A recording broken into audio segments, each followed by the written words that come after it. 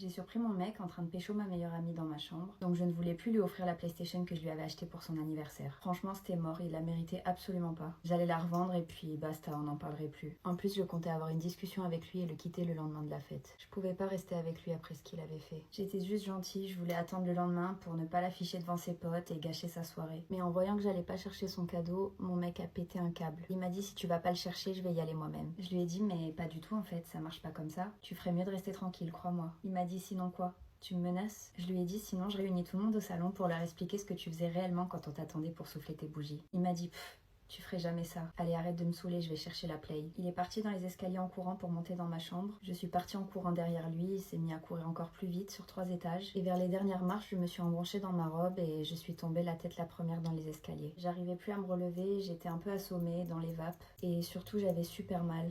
À la tête, au bassin et même à la cheville. Je me suis mise à pleurer et à appeler mon copain pour qu'il vienne m'aider, me réconforter et prendre un peu soin de moi. Mais il n'a pas bougé, je suis restée seule pendant au moins 5 minutes. Je me suis dit qu'il m'avait peut-être pas entendue. Et d'un coup, je l'ai vu arriver, la PlayStation dans les bras, sourire aux lèvres, le regard fier. Il m'a regardée et il m'a dit « Chais, c'est le destin ça. Allez, fais pas ta chochotte, relève-toi, on va jouer à la play. » Il m'est passé devant sans même m'aider à me relever et il est descendu avec son cadeau qu'il avait bien sûr déjà déballé.